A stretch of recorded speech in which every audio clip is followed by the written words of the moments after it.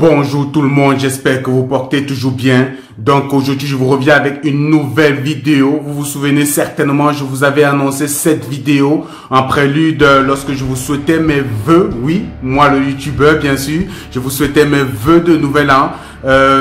Donc je vous avais annoncé comme ça de vous partir une nouvelle vidéo. C'était comme ça dans mes perspectives de 2021. Faire des vidéos où je prendrai du temps pour répondre aux questions parce que oui, je reçois pas mal de questions des internautes et des abonnés, des membres de différentes plateformes tous les jours, que ce soit autant sur Facebook que sur YouTube ou vraiment de façon privée par Gmail ou Messenger. Je reçois beaucoup de messages tous les jours, puis je me suis dit il y a quand même des messages qui seraient importants comme ça de partager avec vous. Et on va commencer aujourd'hui avec la première vidéo dans ce genre. J'espère qu'elle sera intéressante, que vous allez l'aimer. Si c'est le cas, juste me laisser l'information en commentaire. Aujourd'hui, j'ai juste le temps de traiter des messages ou d'extraire des messages de la boîte Gmail parce qu'elle est quand même privée. Je pense que la plupart des personnes qui sont soit sur Facebook, dans le groupe Facebook ou alors sur YouTube reçoivent en commentaire, sont capables de lire les questions posées par les membres parce que c'est public. Mais j'ai comme ça pris la priorité de traiter les messages Gmail parce que c'est comme ça des informations souvent privées que des gens vont m'envoyer directement. Vous allez voir sur la plupart des messages, je vais quand même flouter en fait le nom du correspondant parce que des fois c'est des informations, c'est des questions très personnelles, mais je pense que elles pourraient être importantes pour beaucoup d'autres personnes. Donc voilà pourquoi l'initiative.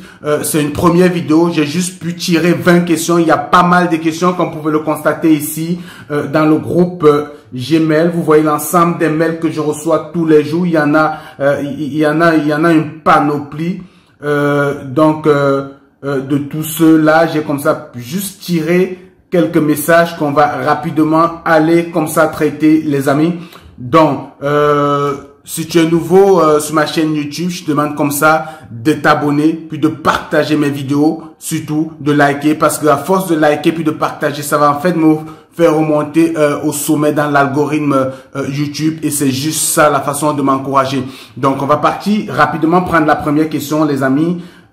Ici j'ai un abonné qui m'a envoyé cette question.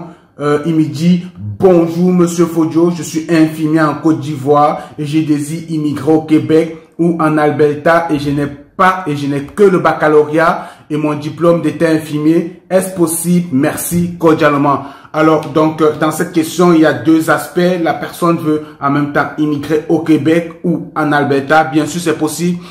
Et puis, toute personne qui est infirmier, peu importe l'endroit où vous êtes, si vous êtes infirmier diplômé d'État, j'ai bien dessus sur le diplôme, c'est-à-dire si votre gouvernement est capable de faire une correspondance entre la formation que vous avez et un niveau académique.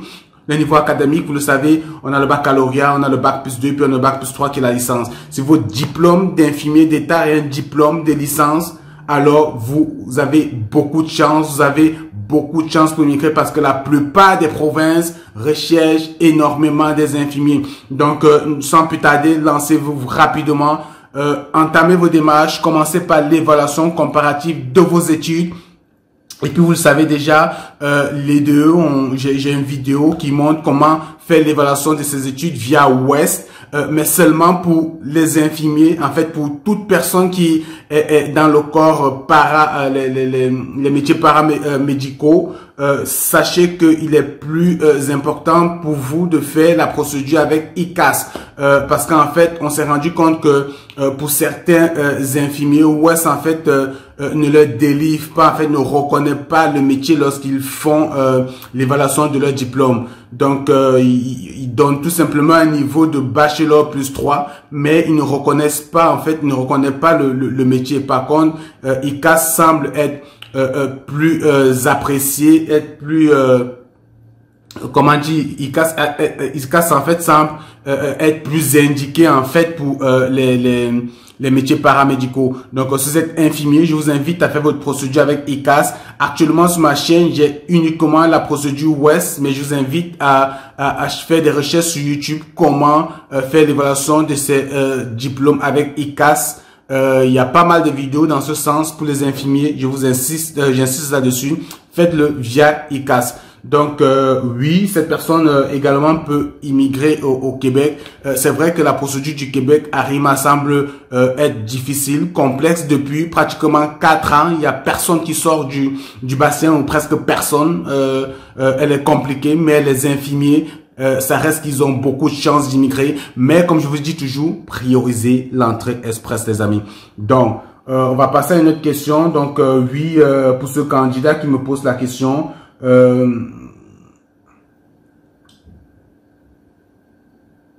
vous avez votre diplôme d'état infirmier, donc une licence, vous pouvez vous lancer. Ok, on va passer à la question suivante, question numéro 2. Alors, bonjour monsieur, merci pour tous vos conseils précieux. Cependant, je voudrais vous prier de vous pencher personnellement sur ma préoccupation me concernant. Je suis une femme ivoirienne résidant en Côte d'Ivoire. J'ai 41 ans, mariée et 5 enfants. Après étude de mon dossier, le spécialiste en immigration me conseille un projet d'études au Québec où je partirai avec ma famille. Ma crainte est que je m'inquiète que mon visa soit refusé à cause du nombre de personnes qui m'accompagnent. Pensez-vous que mon projet d'immigration est possible pour cette option? Espérant que la réponse de votre part, je vous en prie de recevoir l'expression de ma profonde gratitude. Ok, donc voilà un candidat qui a confié comme ça son dossier à une firme de consultant, un immigrant qui, après étude, pense que pour cette personne, c'est mieux comme ça d'immigrer en tant qu'étudiant. Je pense que j'avais répondu à cette dame, je sais plus trop qu'est-ce que je lui avais dit, mais je pense que 41 ans, marié, aller au Canada, étudier avec 5 enfants, c'est sûr que il y a de fortes chances, 99% de chances que vous fassiez refuser le permis d'études, parce que c'est très flagrant votre intention d'immigrer. Ok, c'est ce qu'on appelle l'immigration déguisée, ou bien la deuxième intention. Ok, il y a de fortes chances que vous n'avancez pas dans cette démarche-là. Je sais pas pourquoi l'agent d'immigration avec qui vous avez fait affaire vous a conseillé cette procédure, parce que vous-même mettez-vous à la place d'un agent d'immigration qui voit une femme débarquer 41 ans, 5 enfants, les embarque au Canada pour étudier. C'est louche, ok? Donc, la dame, c'est quoi qu'elle avait déjà? Je suis femme ivoirienne résidant en Côte d'Ivoire 41 ans après étude de mon dossier. Ok, déjà, je sais pas quel niveau d'études elle a, mais moi, je conseille toujours aux gens de s'essayer à l'entrée express, parce que l'entrée express, présentement, c'est le seul programme d'immigration favorable qui fonctionne. On voit tous les jours des gens recevoir, être extraits du bassin, on recevoir des nominations. C'est la preuve que c'est le seul programme qui marche 100%. Ok, donc si vous remplissez les conditions, n'hésitez pas, lancez-vous dans cette procédure d'entrée express. Vous avez 41 ans, vous avez 5 enfants, vous avez encore vos chances. Maintenant, regardez si vous remplissez tous les autres critères. Parce que il faut avoir des diplômes universitaires, comme vous le savez déjà, il faut avoir au moins une année d'expérience. Et il faut que votre expérience soit dans un domaine en demande, c'est-à-dire des catégories O, A ou B. Ok, donc on va passer à la question numéro 3. Rapidement, ici, bonjour monsieur Exponentiel Fojo. Au Sénégal, il existe une structure qui s'appelle Global Business Corporation qui demande de l'argent pour l'obtention du contrat de travail dans les entreprises au Canada. J'ai passé une fois dans leur bureau pour des informations. Je veux savoir si c'est la NAC ou non. S'il vous plaît, aidez-moi dans ce sujet avant de commencer ma procédure. Ok, ben moi ça c'est le genre de message que j'aime pas recevoir. Moi je partage des tutoriels vidéo pour des personnes qui sont assez indépendantes, qui aimeraient se débrouiller par eux-mêmes, qui peuvent faire des choses par eux-mêmes. Donc malheureusement, je peux pas prendre le temps de surveiller, c'est-à-dire de jouer la police sur les réseaux sociaux dans votre pays, savoir qui est arnaqueur ou pas arnaqueur. Mais faites attention à toute personne qui vous demande de l'argent pour vous aider à immigrer. C'est certes, il y a des consultants en immigration agréés, il y a une façon de s'assurer si un consultant est agréé ou pas. Demandez son numéro, demandez son matricule pour aller puis aller sur Internet, faites des recherches sur le site du gouvernement.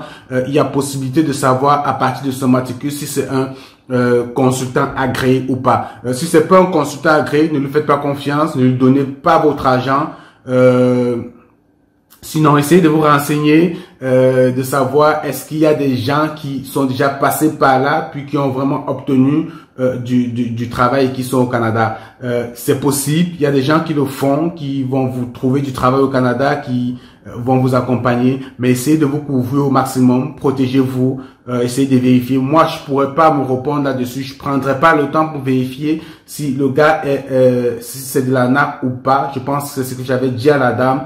Prendre le matricule, fouiller sur Internet, puis essayez de faire les choses par vous-même. Essayez de faire les choses par vous-même. J'ai montré comment on fait des recherches d'emploi au Canada, comment on crée un profil LinkedIn, on crée un CV au modèle canadien, puis on va sur des sites de recherche d'emploi au Canada, on commence à postuler. Aussi simple que ça. OK? Et puis, je vais vous dire quelque chose. Aucun employeur au Canada ne pourra jamais vous recruter dans votre pays sans vous passer en entrevue. Donc, si quelqu'un prend votre dossier et monte vos dossiers d'immigration en tant que travailleur ou vous trouve un emploi, si dans la procédure, il n'y a pas des Canadiens qui échangent avec vous pour vous connaître, pour savoir dans quoi vous faites, pour en fait passer une entrevue, dites-vous que c'est de l'arnaque. Aucun employeur au Canada ne peut vous recruter sans vous avoir vu, sans avoir échangé avec vous en entrevue. Ça peut vous aider. Donc, on va passer à la question numéro 4. Ici, bonjour Monsieur Exponentiel Fojo, je suis un de vos abonnés. Je voudrais savoir, pour quelqu'un qui est déjà dans Arima, est-ce qu'il peut une autre procédure d'immigration? Je veux dire, je pense qu'il veut demander si quelqu'un d'Arima peut présenter d'autres procédures pour venir faire une formation d'1 an ou 2 ans, vu qu'Arima. Ok, donc c'est ça. De toutes les façons, si vous êtes dans Arima, vous êtes dans une procédure d'immigration, d'immigration économique pour immigrer en tant que travailleur qualifié. Ça ne vous empêche aucunement de suivre une autre démarche d'immigration ou d'études au Canada. Le fait d'être dans l'entrée express ne vous empêche pas de chercher une école, une formation et venir au Canada. Il y a vraiment aucun problème à ce niveau-là. D'après mes recherches, d'après mes connaissances, et puis je le dis toujours, je ne suis pas un consultant en immigration, je suis pas un avocat en immigration, je suis pas un expert des questions d'immigration. Moi, je vous partage l'information sur la base de ma propre expérience, de l'expérience des personnes qui m'entourent, de ce que j'ai lu, compris, entendu autour de moi, et j'ai pas la réponse à toutes les questions. Donc, faites vos propres recherches des fois, faites vos propres démarches. Il y a Google. Dans Google, vous avez toutes les informations nécessaires, les amis. Donc, oui, pour répondre à ce candidat, étant dans Arima, il peut présenter d'autres procédures d'immigration, il peut présenter des procédures d'études. Donc, on va passer à la question numéro 5. Bonjour frère, je me présente, je suis Boris Zia, présentement en train de me préparer pour suivre une procédure d'immigration vers le Canada et je tombe sur vos vidéos. S'il vous plaît, possible d'avoir votre contact WhatsApp. Alors, il y a cette question qui revient tout le temps. Je comprends que vous voulez avoir une assistance vraiment personnalisée. Vous voulez avoir vraiment du one-on-one avec moi, que je vous tiens par la main. Mais essayez de comprendre des gens comme vous qui me posent la question de savoir si je peux les aider personnellement. Je peux avoir... ils peuvent avoir mon contact WhatsApp. Comprenez que c'est très difficile. Je vous dis toujours, ceci n'est pas un emploi pour moi. J'aide vraiment gratuitement des personnes à immigrer via eux-mêmes, si on va le dire. Donc, c'est vraiment pour des personnes autonomes qui peuvent se débrouiller, qui peuvent regarder mes vidéos, qui peuvent aller chercher de gauche à droite, compléter les informations et se débrouiller à venir. Vous comprenez que si je vais répondre à tout le monde, déjà, il y a des plateformes Facebook, YouTube, Gmail, Messenger, où je réponds tout le temps aux questions. Je suis très vraiment spontané à cela. Je prends le temps de vous répondre.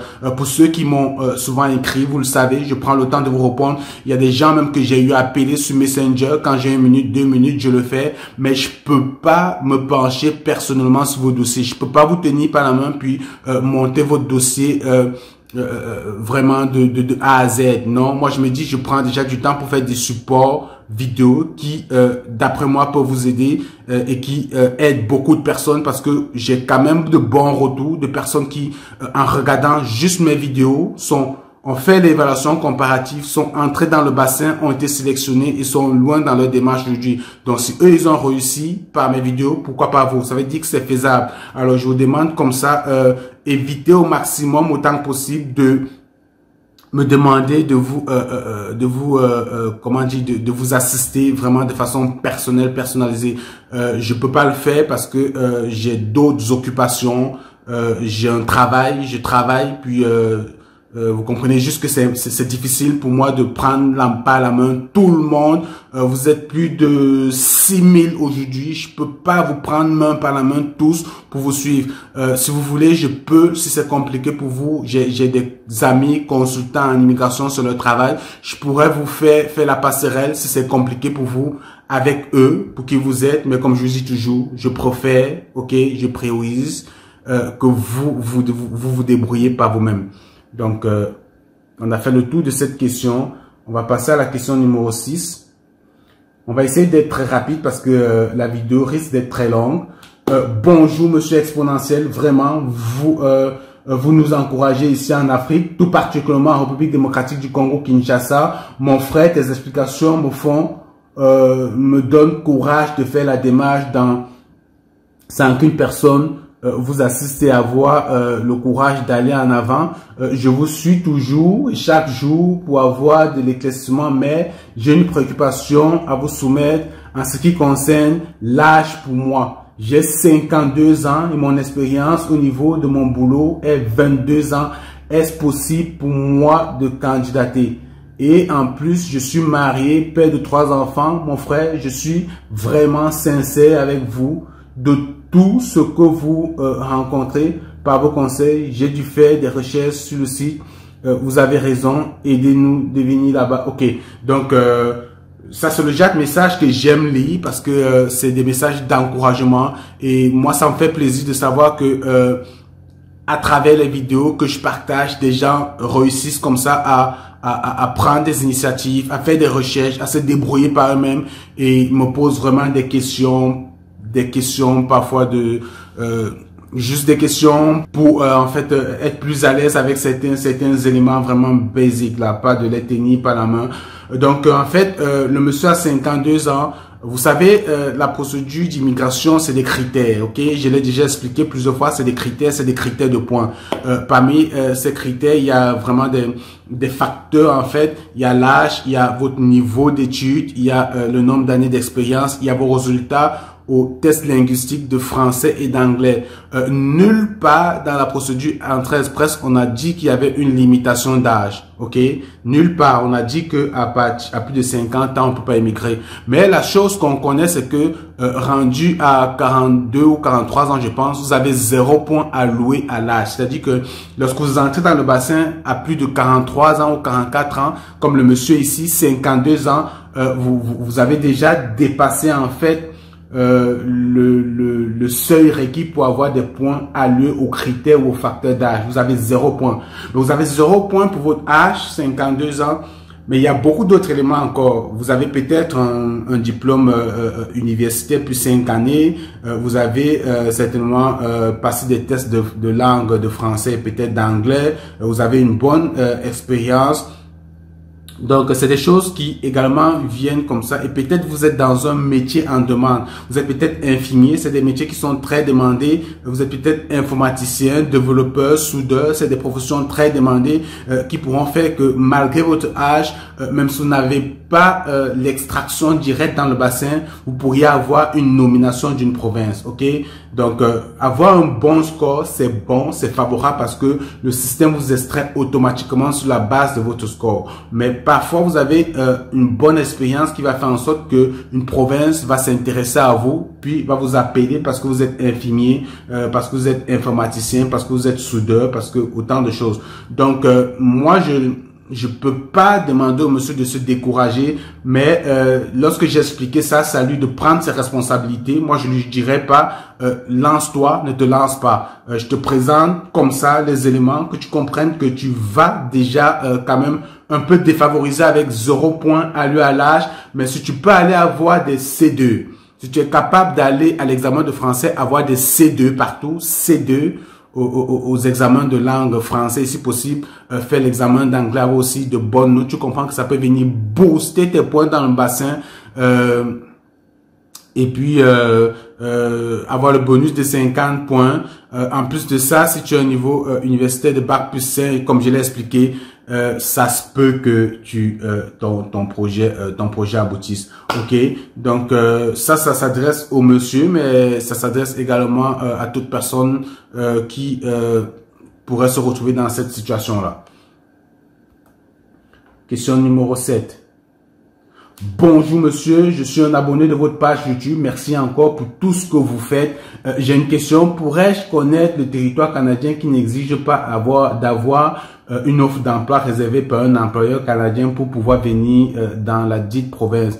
Car c'est déterminant pour faire le choix de la province où l'on veut vivre. Alors ça c'est compliqué. Moi je vous dirais toujours Entrée Express. Faites l'Entrée Express. L'Entrée Express c'est... Pour moi, c'est le seul programme ou bien Arima, quand Arima sera de nouveau fonctionnel, qui vous donne la possibilité comme ça de, sur la base de votre expérience et de tous les facteurs, d'être extrait, ok? Par contre, lorsque vous faites le programme des provinces, ok, la plupart des provinces vous demandent d'avoir une offre d'emploi, ok? Vous demandent d'avoir une offre d'emploi avant de pouvoir faire le programme en fait. Donc c'est compliqué. Rapidement, je ne vois aucune province qui vous donne la possibilité d'immigrer sans avoir une offre d'emploi. Ok. Sinon, il y a ce qu'on appelle des visites exploratoires. Il y a des provinces qui vous demandent comme ça pour créer le lien avec la province, de faire ce qu'on appelle une visite exploratoire. Les provinces comme le Nouveau-Brunswick, le Manitoba, c'est des provinces qui donnent la possibilité de faire une visite exploratoire, une visite qui vous permet de venir dans la province, regarder, vérifier, voir si la province est intéressante pour vous, si elle vous plaît. Une fois qu'elle vous plaît, vous allez comme ça passer à une entrevue. Si l'entrevue est concluante, cette visite exploratoire va comme ça créer le lien avec la province et sur la base de ce lien, vous pourriez aller de l'avant avec votre procédure. De toutes les façons, ça je l'explique, vous pouvez le voir ici, j'ai une vidéo. Lorsqu'on va sur Google,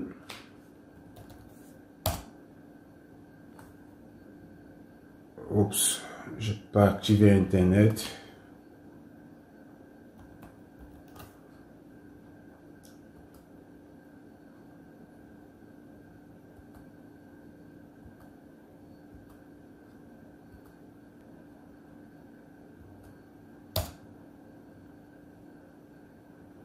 On va sur Google, on va chercher Exponentiel Fodio. Je vous dis toujours, cherchez Exponentiel Fodio sur Google. Puis directement, vous accédez à ma chaîne YouTube. Et dans ma chaîne YouTube, ça c'est moi. Vous voyez toutes mes vidéos. Vous pouvez aller ici dans Playlist. Playlist, ça vous donne la possibilité de voir des playlists. Les playlists, en fait, c'est des vidéos regroupées par thème. Et ici, vous avez les vidéos étudiants au Canada pour toute personne qui veut venir étudier. Vous pouvez juste cliquer ici, regarder juste ces vidéos. Vous avez le programme des candidats des provinces. C'est dans ce programme donc que j'explique les programmes d'immigration du Manitoba ou du Nouveau-Brunswick qui vous demandent comment présenter une demande, de visite exploratoire. Donc c'est quelque chose qui pourrait vous aider aussi. On va revenir à notre à notre questionnaire. Puis, c'est ça. Question numéro 8. Bonjour, cher monsieur, je suis monsieur du Cameroun, monsieur Tekam. S'il vous plaît, j'aimerais, si possible, que vous m'envoyez le modèle de fichier à faire remplir par l'employeur pour preuve d'expérience. Ok, ça s'appelle en fait le fichier qui justifie que vous avez l'expérience de travail selon le modèle demandé au Canada. Lorsque vous joignez le groupe, dans la vidéo, dans la plupart de mes vidéos, je mets le lien pour rejoindre le groupe Facebook. Lorsque vous êtes dans le groupe Facebook, une fois dans le groupe Facebook, ici, vous avez des menus ici à propos, discussion, abonnés. Vous avez un petit plus ici. Si vous cliquez sur plus, vous avez fichier. Ok. Parfois, c'est sur la même ligne, mais sinon, en faisant le plus, ça vous déroule d'autres contenus dans fichier. Et puis, dans fichier, vous avez le modèle de CV sur le modèle canadien, le modèle d'attestation de travail, modèle de lettre de recommandation. Ok. Donc, c'est pas mal ça. Et puis, ici, vous avez le fichier qui vous permet de faire la correspondance entre votre test de langue et le niveau NCLC en demande au Canada. Donc, alors, c'est ça. Donc, dans le groupe Facebook, dans l'onglet fichier, vous avez les éléments que vous cherchez. Donc, on revient. Question numéro 9. Bonjour tuto, je voudrais avoir des informations sur le Canada. Je compte venir vivre là-bas par le moyen d'une formation professionnelle. Pourrais-je en profiter de faire ma demande d'immigration? Alors, vous voulez venir au Canada, faire une formation professionnelle? Oui. Je vous recommande comme ça. Si vous n'avez pas, moi je dis toujours, si vous avez déjà un niveau universitaire dans votre pays, faites l'entrée express. Si vous avez déjà une licence, un master, une maîtrise, faites l'entrée express. Ça ne sert à rien de vouloir venir étudier au Canada. En fait, les gens veulent des raccourcis, des précipitations. Ça va vous coûter beaucoup plus cher de venir étudier au Canada et ça va vous prendre plus de temps pour plus tard, après vos études, peut-être de 3 ans qui vous coûtent peut-être beaucoup d'argent juste pour une année. Il faut avoir les moyens pour tenir 2 ans ou 3 ans d'études. Après, il faudra travailler environ 2 ans pour pouvoir demander la résidence permanente. C'est-à-dire que ça vous prend peut-être 6 ans pour être résident permanent. Ok? Pourtant, si vous avez déjà le diplôme nécessaire à partir de votre pays, vous avez une expérience de travail, appliquez à l'entrée express. Ok? Sinon, pour quelqu'un qui n'a pas de diplôme, qui veut vraiment venir faire une formation professionnelle, oui, c'est possible. Dans cette playlist de vidéos, comme je vous ai dit, sur YouTube, dans la playlist des vidéos, vous avez ici Étudier au Canada. Allez regarder ces vidéos. Il y a pas mal de vidéos. J'ai une vidéo sur les formations professionnelles de 2EP. Ok. J'ai une vidéo qui s'appelle formation de 2EP, admission au collège. Ok. Études professionnelles, cette formation. C'est une vidéo qui vous permet comme ça de venir faire ce qu'on appelle des programmes d'études professionnelles au Canada. Et puis, à la fin de votre formation, vous pourriez demander un permis de travail. Et une fois que vous aurez votre permis de travail, vous pourrez appliquer à la résidence permanente. OK? Donc, je vous laisse regarder ça. Ensuite de ça, on va continuer avec les questionnaires.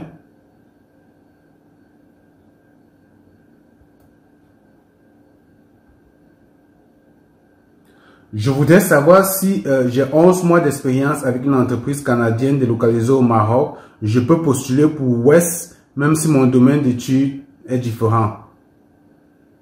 De toutes les façons, West, si vous avez des études, faites des études universitaires, oui, vous pouvez faire West. Je pense que cette personne voudrait savoir si elle peut immigrer même si le domaine d'expérience ou bien le travail qu'elle fait n'a aucun lien avec les études qu'elle a fait. Je vous ai toujours dit oui. Lorsque vous voulez faire l'immigration, ce qui est important, c'est pas vos diplômes, c'est votre domaine d'expérience, c'est-à-dire le travail que vous faites. Vous devez simplement vérifier si le travail que vous faites est en demande au Canada. Ok, c'est pas une obligation que le travail que vous faites ait un lien avec vos diplômes. Ok, donc oui, vous pouvez faire votre évaluation par WES et puis ce qui sera important, c'est de vérifier que votre domaine d'expérience est en demande au Canada. C'est-à-dire qu'elle appartient aux catégories. Je vous laisse répondre. Quelle catégorie? Puis on passe à la question numéro 11. La vidéo risque d'être un peu longue. Donc, question numéro 12. Bonjour, Monsieur Fodjo. Je souhaite être guidé par vous pour ma préoccupation d'immigration au Canada. Je suis infirmier supérieur en soins infirmiers. Je possède une licence en soins infirmiers. Dois-je faire une évaluation de mon bac? Ok, donc c'est ça. Moi, je vous dis toujours, si vous êtes nouveau sur la chaîne, vous voulez que je vous accompagne, j'ai déjà des vidéos qui vous accompagnent. Allez sur YouTube, comme je vous ai montré, faites une recherche exponentielle Fodjo, diplômé d'État. Regardez la playlist des vidéos ici, dénommée Entrée Express. Ok. Donc, quand vous irez sur ma chaîne, vous venez sur playlist ici, puis vous avez les différentes playlists. Ok. Puis la playlist que moi je vous demande de regarder, c'est celle-ci. Ok. Entrée Express, cliquez ici, puis regardez cette vidéo. Écoutez vraiment cette vidéo telles qu'ils sont numérotées du 1 vraiment dans l'ordre, puis en principe à la fin vous seriez capable de constituer vous-même votre dossier d'immigration. Ok. Oui, lorsque vous avez le baccalauréat, normalement il est conseillé de faire l'évaluation de votre diplôme de bac. Le problème, c'est que dans certains pays, l'administration est vraiment lourde, ok, elle est au ralenti, raison pour laquelle je vous déconseille souvent de vous faire l'évaluation de votre bac parce que ça va tout simplement vous perdre du temps au niveau de la procédure WES. Donc, faites simplement l'évaluation de votre licence diplômé d'État avec ICAS. Je l'ai déjà dit. Cherchez sur YouTube comment faire l'évaluation avec ICAS. Je vais peut-être faire prochainement une vidéo où je vais vous montrer comment faire l'évaluation du diplôme avec ICAS pour les gens qui sont dans les métiers déjà paramédicaux comme des infirmiers, les médecins et tout ça. Bref, les médecins c'est autre chose. Vraiment les infirmiers et autres. Donc, vous faites avec ICAS, c'est plus c'est vraiment l'organisme conseillé parce que WES en fait on s'est rendu compte, comme je l'ai dit tantôt, lorsqu'il évalue les diplômes des infirmiers diplômés d'État, en général ils donnent juste un bachelor plus 3, c'est-à-dire qu'ils ne reconnaissent pas le métier dans le rapport WES. Pourtant vous avez vraiment besoin de ça pour réclamer en fait votre expérience de travail ou bien votre profession. Donc faites-le avec ICAS de préférence pour les infirmiers. Puis oui, évaluez votre diplôme. Puis surtout, si vous êtes infirmier, ne tardez plus, ne perdez plus le temps. Vous êtes vraiment des candidats très recherchés au Canada. C'est un profil très en demande, le profil d'infirmier. Toutes les provinces actuellement cherchent des infirmiers, donc lancez-vous. Ensuite de cela, on a la question numéro 13. Bonjour Monsieur Fodjo, avant tout, je vous souhaite les vœux les meilleurs. Je suis un jeune Ivoirien et j'aimerais et j'aime bien vos vidéos car elles sont très importantes. Je veux commencer maintenant ma procédure Entrée Express et je souhaiterais avoir votre aide pour m'orienter. Merci. Alors, comme je vous ai dit, moi, l'aide que je vous donne pour vous aider dans les procédures, c'est ma playlist des vidéos sur YouTube. Si vous écoutez vraiment mes vidéos, comme vous le dites, ça voudrait dire que vous, en principe, vous devriez être assez autonome pour vous débrouiller de vous-même. Allez sur YouTube, cherchez ma playlist Express pour écouter les vidéos une à la suite des autres. Puis j'ai d'autres playlists de vidéos, comme je vous ai montré tantôt. Lorsque vous allez sur Google, vous cherchez exponentielle Fodjo, c'est moi-même, je suis une célébrité, Google me connaît. Puis vous cliquez exponentielle Fodjo, vous allez tomber sur ma chaîne YouTube. Une fois dans ma chaîne YouTube, cliquez ici playlist pour avoir les vidéos regroupées par thème, par playlist. Et puis cherchez Entrée Express. Si vous remplissez les conditions d'immigration, vous êtes un niveau d'études universitaires, bac plus 3, bac plus 4, vous avez au moins une année d'expérience. Vous pouvez regarder cette vidéo pour voir comment fonctionne l'immigration fédérale, l'entrée express, parce que c'est celle que je vous conseille. Une fois que vous avez fait l'entrée express, vous pourriez également vous essayer à la procédure d'immigration du Québec. Je vous le conseille aussi. Actuellement, c'est une procédure qui est en stand-by. Les choses ne bougent pas de ce côté, mais personne ne sait, ça pourrait relancer. Peut-être vous avez un profil intéressant qui pourrait quand même passer dans ce filtrage-là. Arima, c'est pas une procédure à prioriser, mais une fois que vous avez fait l'entrée express, vous pourriez également regarder Arima et comme multiplier vos chances dans une autre procédure. Et puis j'ai d'autres playlists de vidéos à regarder qui pourraient vous intéresser. Donc c'est la seule chose que je peux faire pour vous. À la suite de ça, si vous avez des questions, posez-moi des questions. Il me ferait toujours plaisir de vous répondre, mais je peux pas vous tenir la main pour vous accompagner de façon personnalisée parce que vous êtes aujourd'hui plus de 6000 et ceci n'est pas un emploi pour moi. Je peux pas dédier tout mon temps à cela, sinon ça devient une profession. Il va falloir que vous me renumérez pour ça, parce que si je passe tout mon temps à vous tenir par la main, à vous expliquer, prendre tout le temps pour vous le faire, vous comprenez qu'il va falloir que je sois payé quelque part. Donc les vidéos, c'est déjà une bonne base pour vous aider. Donc c'est pas mal ça. À toutes ces personnes-là qui m'interpellent vraiment fréquemment pour demander si je peux les assister vraiment de façon personnalisée. Je peux pas le faire. Si vous avez des questions, posez-les-moi en commentaire. On pourrait trouver une façon de vous aider. Je pourrais vous mettre en contact avec un consultant en immigration qui pourra vous aider, bien que c'est pas la méthode que je conseille. Je vous invite à vous débrouiller tout seul, à être autonome. Je sais que c'est possible parce qu'ils sont nombreux qui m'écrivent tous les jours, qui ont réussi grâce à ces vidéos à aller de l'avant dans leur procédure. Alors, question numéro 14 ici. Je suis étudiant en 3e année et j'ai 22 ans. Toute mon intention idéologique est immigrer au Canada. Je commence déjà à présenter les initiatives requises pour réussir mon rêve dans peu de temps après la licence cette année. Sur ce, je vais une formation en informatique et bientôt je vais entamer des formations en développement web. Ok, donc je pense que je me souviens de cet internaute. Ne soyez pas pressé, ne soyez pas pressé. Vous avez 22 ans, vous êtes encore jeune, vous avez encore 7 années devant vous pour avoir le maximum de points alloués aux critères d'âge à l'immigration. Moi, je vous dis, à 22 ans, prenez ça comme un projet de vie. Vous n'avez pas encore votre licence, vous êtes en licence, donc vous pouvez déjà vous mettre ça comme projet en tête. À la fin de votre licence, vous pourriez chercher une année d'expérience parce que c'est la seconde condition. Il faut absolument avoir une année d'expérience dans un domaine en demande au Canada. Puis lorsque vous aurez réuni tous ces deux éléments, faites votre évaluation de diplôme, passez vos têtes dedans et puis essayez l'entrée express. Ça ne sert à rien présentement de commencer à faire des formations à gauche, à droite pour parce que vous préparez votre projet d'immigration au Canada. Vous faites juste dépenser de l'argent et puis de l'argent, vous en aurez besoin. C'est important des formations, je le sais, ça peut vous aider au Canada, mais les formations professionnelles que vous faites, entre guillemets, c'est pas indispensable pour absolument réussir votre projet d'immigration, ok? Vous êtes informaticien, une fois au Canada, si vous avez besoin de formations, vous pouvez rentrer faire un AEC, c'est une année.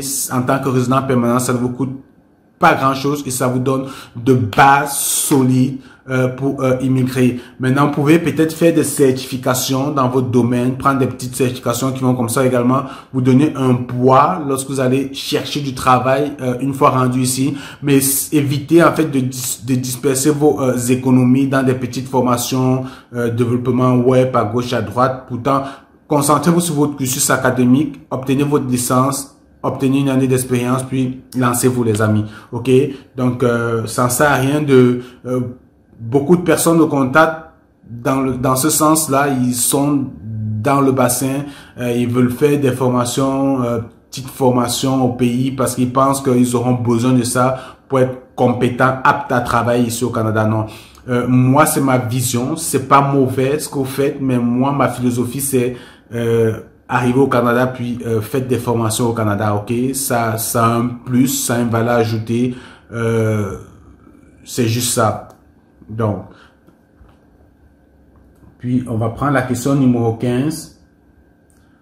Bonjour Exponentiel Fojo, je m'appelle. Tout d'abord, je te remercie pour les tutos disponibles pour éclairer ce qui est OK, numéro 1, OK. En ce qui me concerne, mon rêve est d'immigrer au Canada en février 2020. Je suis allé à Access Canada prendre des informations concernant la procédure, mais OK, décision de le faire avec Corona. Bref, OK, je pense que le message est pas mal long, affilié à la CNPS. OK. On va se concentrer sur les questions ici. Comment allons-nous justifier notre preuve de fonds vu qu'on travaille pour nous-mêmes, qu'on ne paye pas, on se paye mais l'argent dans le compte bancaire.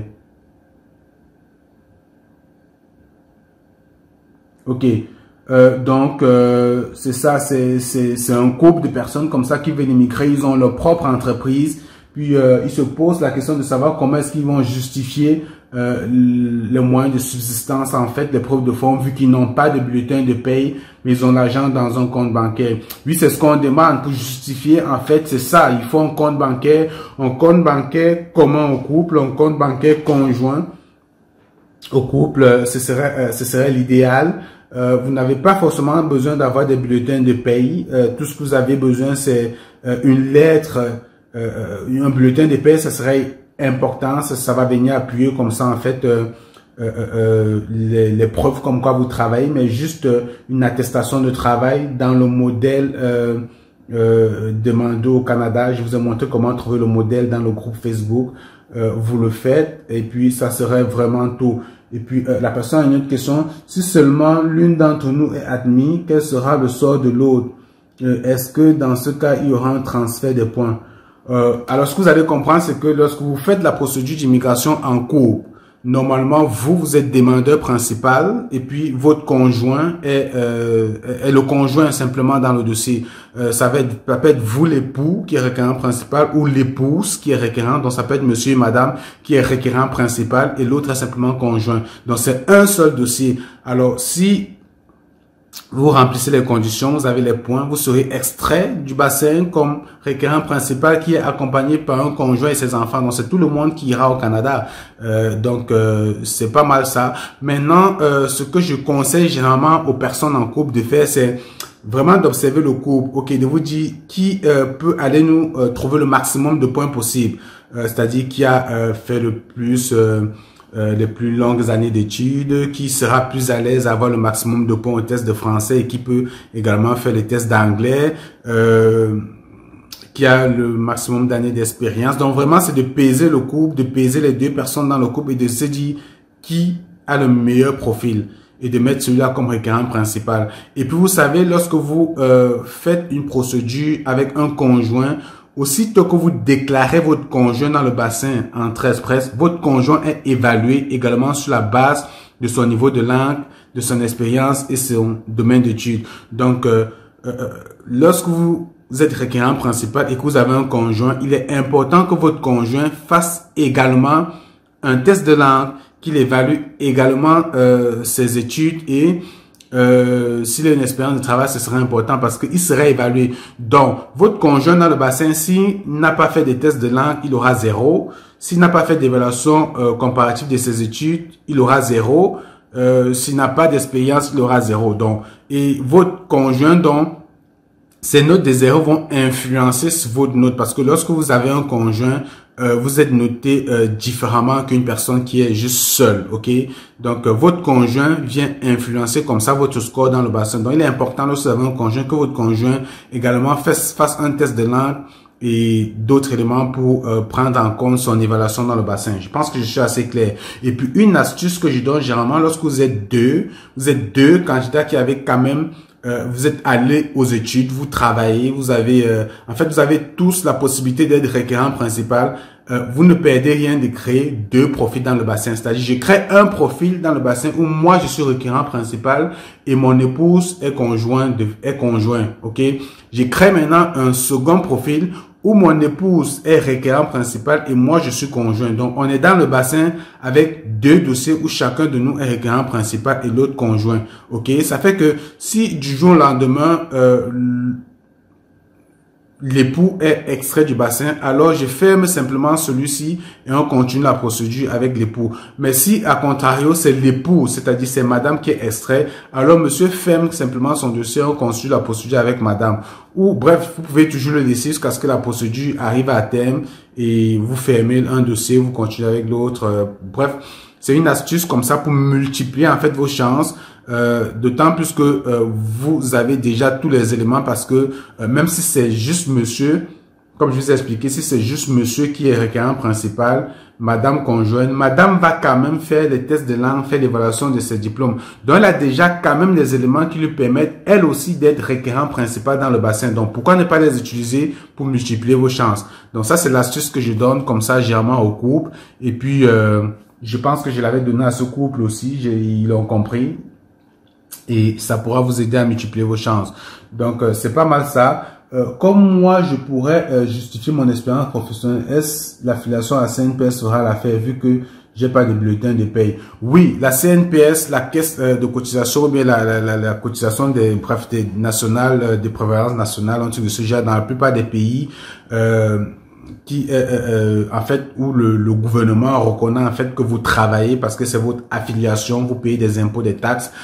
C'est important sous la V, ça donne un poids à votre dossier, ça vient justifier comme quoi vous travaillez vraiment, mais c'est pas une obligation la CNPS. Vous avez juste une lettre d'emploi, ok, de votre employeur dans le modèle demandé au Canada, ça passe, ok.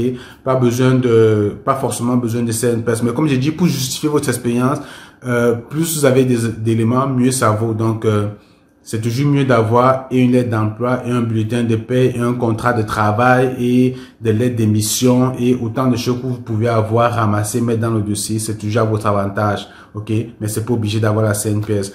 Donc, c'est pas mal ça. Puis, on va passer à la question numéro 17. Alors, bonjour, je commence tout d'abord par vous remercier pour vos vidéos, car ce sont, je suis Camerounais, j'ai une licence en télécommunication et j'ai 26 ans en 2021. J'ai regardé vos vidéos concernant West et j'ai envoyé mes diplômes, mais depuis une semaine, 4 jours, ils ne sont pas encore signalés la réception de mon colis. J'aimerais savoir si c'est normal que West ne me disent rien pour le moment. Alors, moi, ce que je vais vous dire, c'est que, en général, lorsque vous avez des problèmes avec West, parce que moi, je peux pas vous répondre, je travaille pas chez West, malheureusement, je peux pas savoir ce qui est arrivé avec votre colis. Lorsque votre colis, vous acheminez votre colis par une entreprise, un service de transfert de courrier, qu'est-ce que vous faites si vous voulez savoir si votre courrier a été livré? Vous venez pas me demander, moi, en privé. Non, vous venez pas me demander en privé si votre courrier est arrivé ou pas. Vous allez consulter, je sais pas, l'entreprise par laquelle ce soit EMS, DHL ou bien autre chose là. Vous les contactez pour savoir si l'accusé de réception, est-ce qu'ils ont déposé, est-ce qu'ils ont livré votre courrier, ok? S'ils disent oui, ils ont livré votre courrier, mais vous n'avez pas de réponse de West ou bien de retour de West. Des fois, prenez votre mal en patience. Je pense que 4 semaines, c'est un peu tôt. Des fois, ça prend même 3 mois. Mais il est déjà important de vous assurer au travers de l'entreprise avec laquelle vous avez fait affaire, de valider avec eux qu'ils ont livré votre courrier. Et puis, lorsque vous avez des questions concernant West, peu importe ce que vous avez besoin comme information concernant West, c'est toujours mieux de contacter directement West. Donc, sur Google, ici, vous faites West, ok, World Education Services. Dans le truc en West, vous avez ici, vous devez avoir contactez-nous, ok, je sais pas où c'est, Contact Us. Vous cliquez sur Contact Us ici. Normalement, vous devez avoir un formulaire en ligne, ok. Voici un formulaire en ligne. Ça vous permet de communiquer directement avec West. Ok, vous mettez votre adresse email, vous confirmez votre email, first name, last name, votre numéro de téléphone, votre pays, tout ça vous sélectionnez. Vous mettez votre numéro de référence West ici. Puis vous posez votre question. bonjour, je vous ai envoyé mon courrier le 24, machin, l'entreprise tant me confirme avoir livré le colis, mais jusqu'à présent, je ne vois pas l'acceptation au travers de mon portail web. Qu'est-ce qui se passe? Ils vont vous répondre. Ils vont dire, certainement, prenez votre mal à patience. Il y a certains délais. Ça peut prendre 2 mois, ça peut prendre 3 mois. Mais prenez l'habitude, lorsque vous avez des problèmes, d'aller contacter directement West. Ceci concerne également des personnes qui ont fait des erreurs dans leur formulaire. Ils ont déclaré peut-être un baccalauréat, un BTS, puis finalement, ils pensent que non, ils vont pas faire évaluer le baccalauréat, il faut retirer. Étant donné que dans votre profil, vous n'avez pas la possibilité de retirer. Une fois que vous avez soumis, vous n'avez pas la possibilité de retirer peut-être une formation. Écrivez à West, posez le problème avec votre numéro de référence. Dites que vous voulez retirer de l'évaluation votre diplôme de bac ou de BTS ou de licence. Ils vont vous répondre. Ils vont le faire pour vous. Puis vous allez voir sur votre portail West l'information mise à jour. Donc, peu importe ce que vous avez besoin comme information, il y a même possibilité d'appeler West. C'est-à-dire, vous pouvez aller dans une cabine téléphonique. Il y a les contacts, numéro de téléphone. Ok. Je pense qu'il y a un numéro de téléphone quelque part. Je sais plus où. En haut peut-être.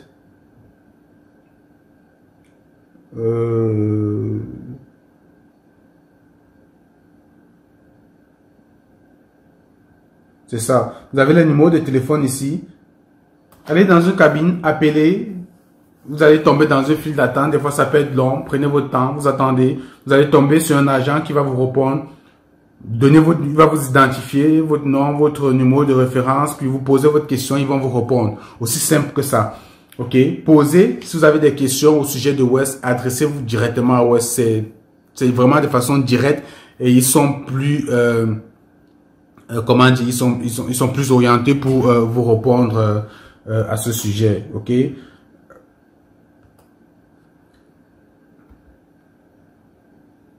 Bonjour Espérancé Fojo, question 18.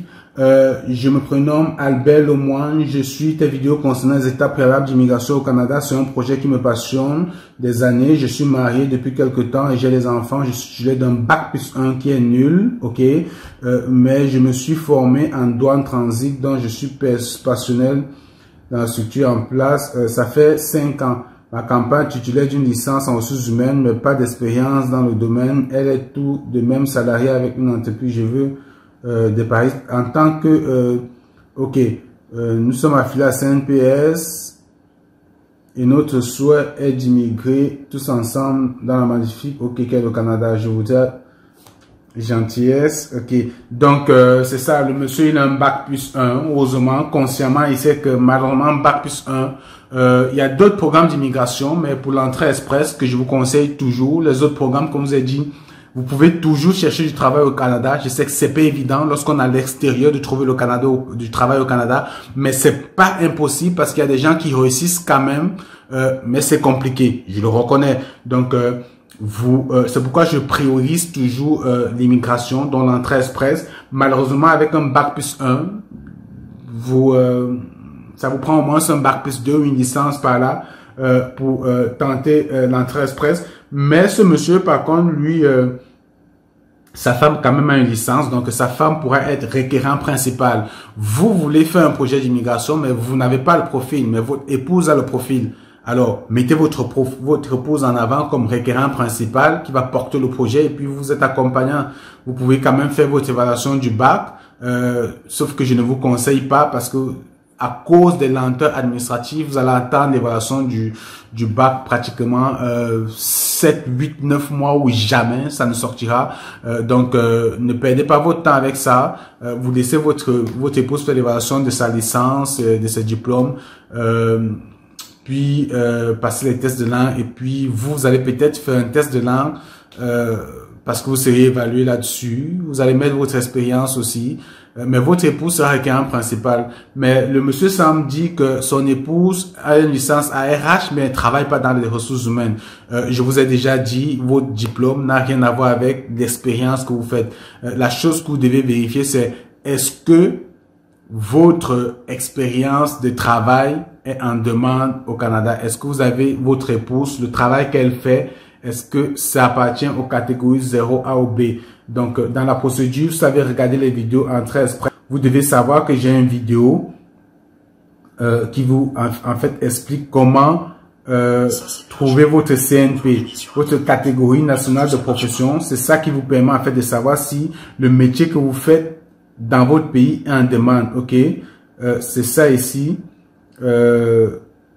Classification nationale de profession, c'est cette vidéo. Donc, regardez cette vidéo. Je vous montre comment aller faire des recherches pour trouver, en fait, la correspondance CNP de votre expérience, du travail que vous faites dans votre pays. Il n'y a que vous qui pouvez le faire, parce qu'il y a des fois des gens qui me contactent, me demander si le CNP en demande. Non, faites-le, allez sur le site, entrez la description de votre profession, jouez avec des mots, lisez la description des différents métiers, lisez dans la description s'il y a une qui se rapproche de ce que vous faites dans votre pays, alors utilisez-la, vérifiez si elle appartient aux catégories O, A ou B, O, A ou B, parce que c'est les catégories qui sont en demande, et lancez-vous simplement. Donc, c'est juste ça que je peux vous dire. Si le travail que votre épouse fait est en demande à partir de cette catégorie, alors elle est admissible, puis vous pourriez comme ça tenter l'aventure. OK? On va prendre la prochaine question. Question numéro 19. Bonjour monsieur, moi c'est Narcisse Tata et j'aimerais immigrer au Canada actuellement. Je ne connais aucune procédure et j'aimerais apprendre par vous. Comment faire? S'il vous plaît. Alors, apprendre par moi, c'est la même chose. Si vous ne savez pas par où commencer, vous êtes nouveau, vous n'avez aucune idée de comment vous lancer, allez sur Google, votre ami, cherchez exponentiel. Ça vous permet de vous rendre sur ma chaîne YouTube. Une fois dans ma chaîne YouTube, vous avez ici playlist, cliquez sur playlist. Et dans playlist, vous avez des différents programmes d'immigration regroupés par thème ou par playlist. Événements, ça c'est des événements en cours, ok, comme les journées Québec, ok. Je les mets là dans événements. Ici, étudier au Canada pour des personnes qui veulent étudier. Le programme PPK des candidats des provinces, programme pilote. Entrée Express et puis programme d'immigration au Québec ou ARIMA. Donc vous avez tout ça, prenez le temps, regardez les critères d'admission. Vous n'avez pas besoin de regarder toutes les vidéos. Normalement, lorsque vous regardez les premières vidéos, 1 ou 2, dans lesquelles je donne les critères d'admission au programme, ça vous permet de savoir si vous avez besoin d'aller plus loin dans les vidéos, parce que directement vous savez si vous êtes admissible dans ce programme ou pas. Donc juste les premières vidéos, c'est suffisant. Si vous remplissez les conditions et que vous voulez aller plus loin dans la procédure, alors regardez l'ensemble des vidéos puis débrouillez-vous par vous-même. Si vous avez des questions, soit vous les laissez en commentaire dans la vidéo, soit vous rejoignez le groupe Facebook pour partager votre expérience et profiter de l'expérience de plusieurs membres dans le groupe comme ça. Soit vous pouvez toujours m'écrire en privé via la boîte Gmail, tutoimmigration@gmail.com. Comme vous le voyez, c'est dans cette boîte-là que j'extrais tous les messages aujourd'hui que je suis en train de répondre. OK? Donc, c'est vraiment la seule façon pour moi de vous aider, les amis, parce que je peux pas vous tenir par la main pour vous accompagner. Je vous ai déjà dit cela. Vous êtes des milliers à me demander ce service. Je peux pas le faire. Sinon, ça devient un travail pour moi. Et si c'est un travail pour moi, il va falloir que vous me renumérez pour ça. OK? Donc, la question numéro 20. Alors, je suis en train de constituer mon dossier Entrée Express. J'aimerais connaître comment on calcule le score de TF aussi. Est-ce que je peux trouver une description de la performance Alors, moi, j'ai déjà fait des vidéos dessus. Bonne année 2021. Merci, bonne année à vous aussi. C'est toujours la même chose lorsque vous êtes sur ma chaîne YouTube. Dans les vidéos Immigration Entrée Express. J'ai des vidéos ici qui vous expliquent en fait comment déjà faire votre évaluation des diplômes. Voilà la vidéo classification nationale de profession qui vous explique comment vérifier que votre expérience est en demande au Canada, parce que malheureusement c'est pas tout le monde qui peut immigrer. Il y a des travails qui sont en demande, d'autres pas. Ensuite, des questions généralement posées en entrevue, c'est important aussi. Puis outil de calcul, ok, ça c'est l'outil qui vous permet en fait de simuler votre score, de savoir à peu près quel est le score que vous pourriez avoir dans le bassin. Si la dernière extraction, par exemple, comme la toute dernière, était à 460, au moment où j'ai fait cette vidéo, la dernière extraction était à 460, vous pourriez, en fonction de tout ce que vous avez comme élément, simuler votre score pour voir si vous remplissez les conditions, si vous avez quand même un certain nombre de points. Je vous invite à aller regarder cette vidéo. Et puis, des fois, comme la question du monsieur, il a fait des tests de français ou des tests de langue, mais il ne sait pas à quel score ça correspond. Parce que vous savez, pour être admissible à l'entrée express, votre score NCLC doit être égal à 7. Il vous faut au moins un NCLC de 7. Maintenant, comment savoir sur la base des notes que vous avez dans votre relevé de test de français à quel NCLC il correspond? Regardez cette vidéo, j'explique tout là-dedans qui va comme ça vous aider à savoir si vous avez un NCLC de 7 et donc si vous pourriez entrer dans le bassin. Sachez-le, si vous avez un NCLC inférieur à 7, lorsque vous allez remplir les notes dans le bassin, vous n'entrerez jamais dans le bassin. Vous aurez toujours une erreur et puis en général, c'est à cause de ça. Donc, la vidéo est quand même longue. Il y a beaucoup de questions qui me sont posées sur toutes les plateformes. J'ai filtré quelques-unes, mais je vous dirais, j'ai au moins 300 mails des candidats. Là, j'ai juste extrait 20 questions. Dites-moi si c'est quelque chose qui est intéressant. Si vous aimez que je fasse ce genre de vidéos à l'avenir, je pourrais extraire d'autres questions aussi intéressantes que je partagerai avec vous. Ça vous donne comme ça, je sais que ça va aider beaucoup de personnes à répondre à certaines questions. C'est des questions que vous vous posez certainement pour les débutants aussi. Il y a des questions que vous allez retrouver là-dedans qui pourront également vous aider, ok, dans les démarches. Soyez autonome, regardez les vidéos, rejoignez les groupes Facebook. C'est très important de rejoindre le groupe Facebook, je vous le dis, parce que c'est une façon aussi rapide pour vous d'apprendre, parce que il y a beaucoup de gens qui posent des questions et lorsqu'on répond à ces questions, vous avez des notifications, vous lisez, ça vous donne également une idée. Vous apprenez vraiment de façon passive. Allez, j'espère que cette vidéo sera utile pour vous. Dans ce cas, on se retrouve dans une prochaine vidéo, les amis. Salut!